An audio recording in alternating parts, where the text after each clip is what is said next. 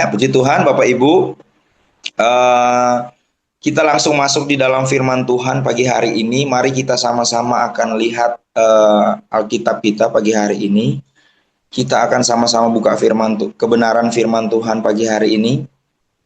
Di dalam Lukas pasal yang ketiga, ayat yang pertama sampai ayatnya yang keempat. Lukas pasalnya yang ketiga, ayat yang pertama sampai ayat yang keempat. Saya akan baca bagi kita semua. Yohanes Pembaptis ya judulnya. LAI memberi judul Yohanes Pembaptis. Dalam tahun ke-15 dari pemerintahan Kaisar Tiberius, ketika Pontius Pilatus menjadi wali negeri Yudea, dan Herodes raja wilayah Galilea, Filipus saudaranya raja wilayah Iturea dan Trakonitis, dan Lisanias raja wilayah Abilene. Pada waktu Hanas dan Kayafas menjadi imam besar, datanglah firman Allah kepada Yohanes anak Zakaria di padang gurun. Maka datanglah Yohanes ke seluruh daerah Yordan dan menyerukan, bertobatlah dan berilah dirimu dibaptis dan Allah akan mengampuni dosamu. Seperti ada tertulis dalam kitab nubuat-nubuat Yesaya, ada suara yang berseru-seru di padang gurun, persiapkanlah jalan untuk Tuhan, luruskanlah jalan baginya. Ya, puji Tuhan, Bapak Ibu. Di dalam pembacaan firman Tuhan pada pagi hari ini, kita melihat bahwa di ayat awal di dalam firman Tuhan pada pagi hari ini, di sana kita melihat ada sejumlah nama. Ya, sejumlah nama beserta jabatan yang dibahas di ayat-ayat pertama ya di dalam kitab Lukas yang kita baca pada pagi hari ini. Ya, seperti yang kita tahu bahwa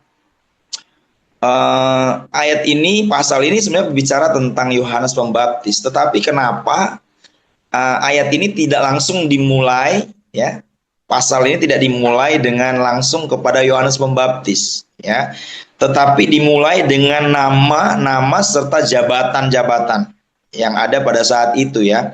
Menarik sekali saudara ya.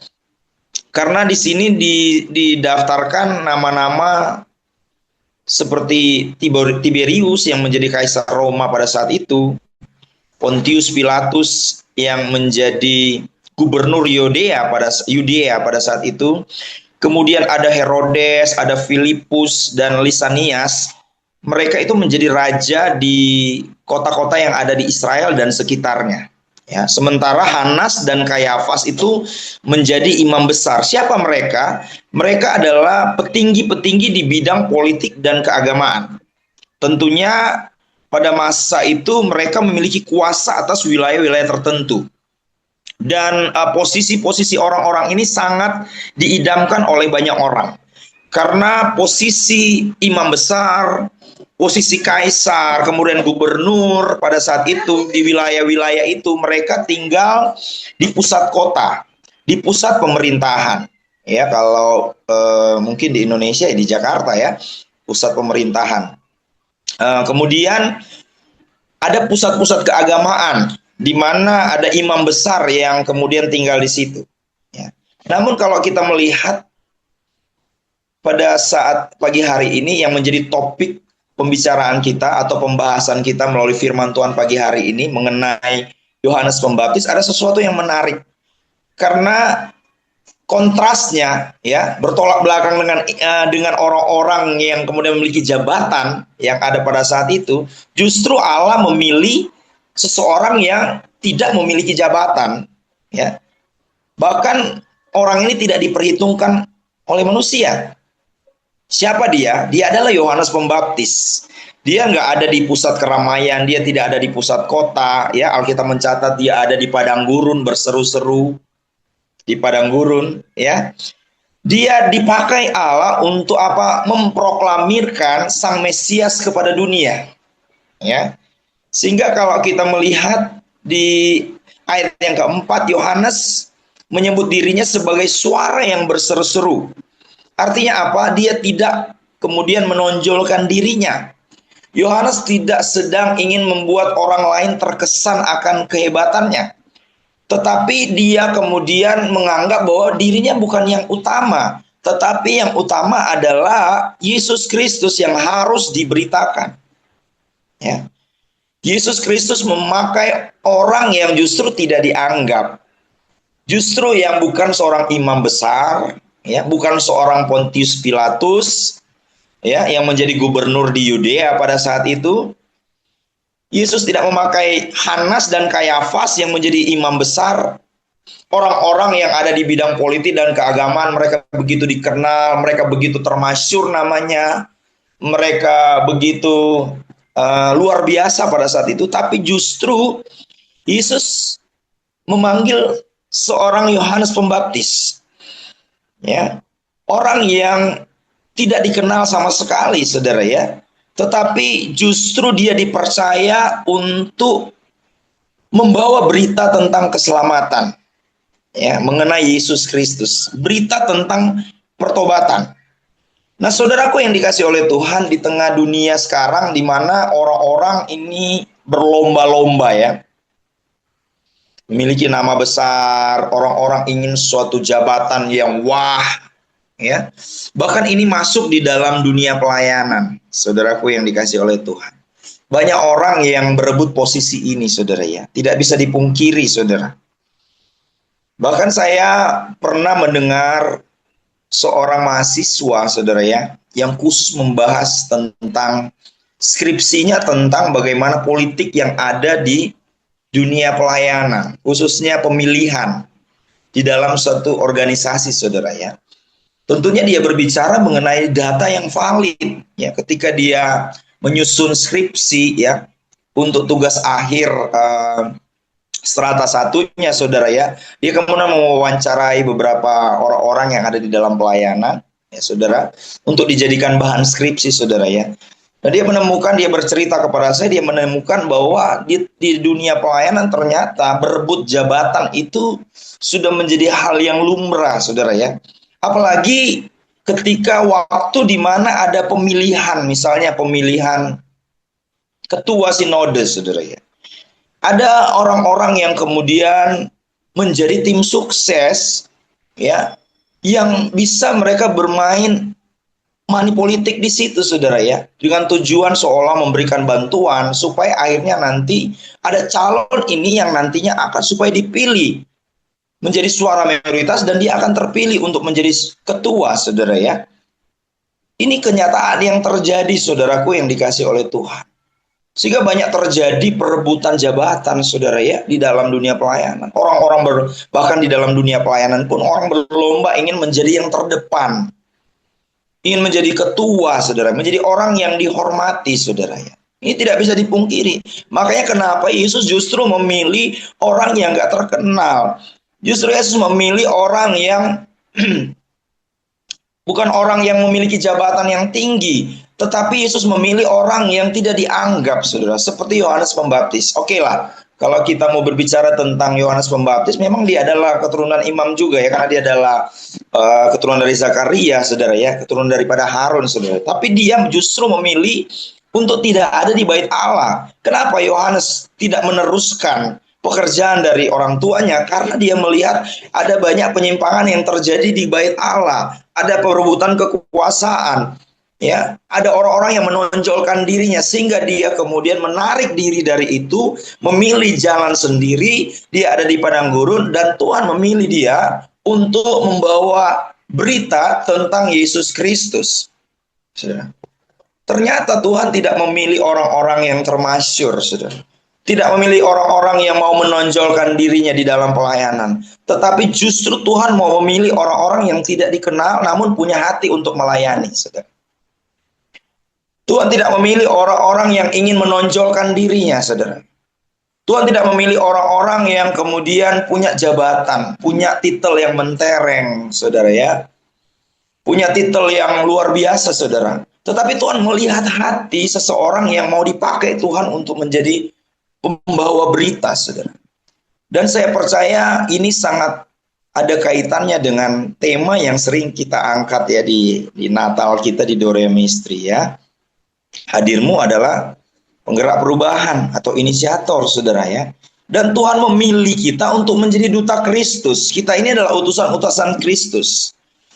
Jadi kita melihat, saudaraku yang dikasih oleh Tuhan, bagaimana cara Tuhan memilih seseorang untuk membawa kabar berita baik. Ini bukan hal yang sederhana, saudaraku yang dikasih oleh Tuhan. Tetapi kita melihat bagaimana Yohanes Pembaptis membuka jalan bagi pelayanan Kristus Yesus, saudara. Sehingga dia yang adalah orang yang tidak terkenal, orang yang tidak dikenal, orang yang tidak mau menonjolkan diri, bahkan dia adalah seorang keturunan imam tapi dia tidak mau menonjolkan diri. Tuhan pakai dia karena Tuhan tahu bahwa Yohanes ini punya hati untuk melayani, saudara. Kalau kita melihat di dalam Alkitab, saudara, bagaimana Tuhan memilih hamba-hambanya untuk melayani dia adalah orang-orang yang sederhana. Ya, saudara, kalau kita melihat siapa Amos, ya saudara, seorang peternak. Siapa Yunus, pekerjaan mereka dulu. Siapakah rasul-rasul, saudara ya? Murid-murid Yesus, mereka adalah nelayan yang biasa, saudara. Bukan datang dari kalangan atas, saudara. Bukan datang dari orang-orang yang hebat, saudara.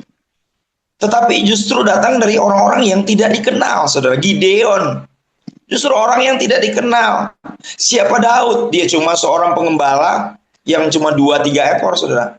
Tapi Tuhan melihat hati mereka. Tuhan mau memakai mereka untuk tujuan yang tertinggi, tujuan yang terbesar, saudara. Yohanes Pembaptis dipakai Tuhan untuk membawa kabar baik tentang Mesias, Yesus Kristus. Sehingga dia menjadi orang yang berseru-seru di padang gurun.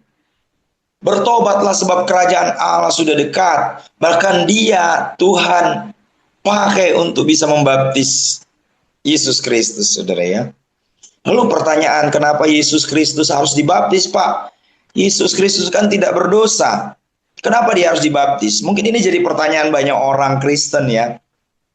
Saudara, Yesus Kristus tidak berdosa, ya. Bukan berarti dia dibaptis karena dia berdosa, tetapi dia mau menunjukkan teladan kepada kita semua bahwa kita ketika kita mau melayani, maka kita juga harus ya mengalami pembaharuan terlebih dahulu, saudara. Kalau di dalam tradisi orang Yahudi, imam-imam harus melalui pembasuhan terlebih dahulu sebelum mereka melayani. Kita tahu bahwa Yesus melayani di umur sekitar 30-an, ya, umur yang sudah cocok untuk bisa melayani di bait Allah. Ya, menurut tradisi orang Yahudi ya pada saat itu, saudara. Dan kalau kita baca di dalam imamat, saudara, bahwa imam-imam yang mau melayani harus ada pembasuhan terlebih dahulu. Dan Yesus menunjukkan teladan itu melalui dia dibaptis oleh Yohanes Pembaptis pada saat itu, saudara. Bukan berarti dia berdosa sehingga dia harus dibaptis, tidak, saudara. Memberikan teladan ya sebelum melayani. Begitu juga dengan kehidupan kita. Yesus mau memberikan teladan kepada kita untuk supaya kita yang adalah utusan-utusan Kristus ini membawa berita baik, saudara. Membawa kabar baik bagi dunia, karena kita ini adalah penggerak perubahan ya, seperti yang selalu Pak Ketua kita selalu omongkan ya ketika membahas tentang tema Natal kita kemarin. Saya cuma lihat di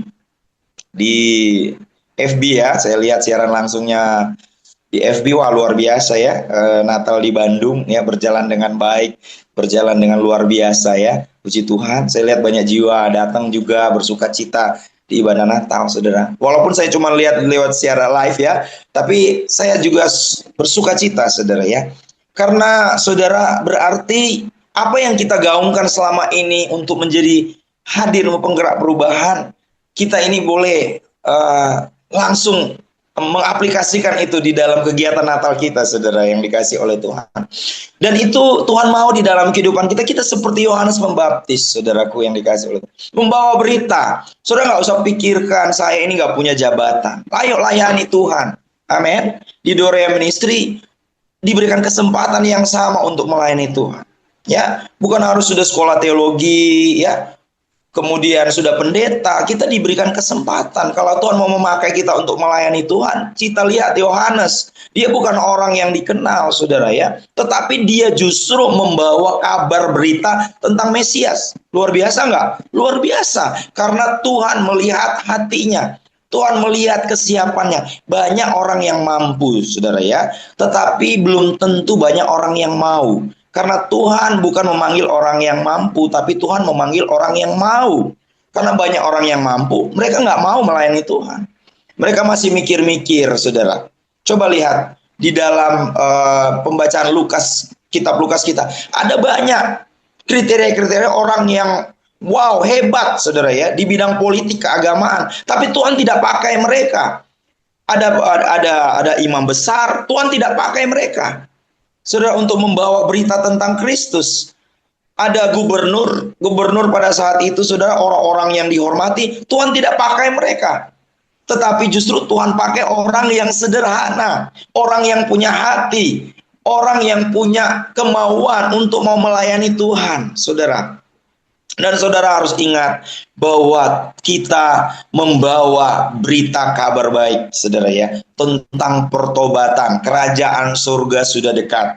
Ya, ketika Tuhan memakai hidup kita untuk melayani, saudara, ayo bawa berita kabar baik itu, saudara.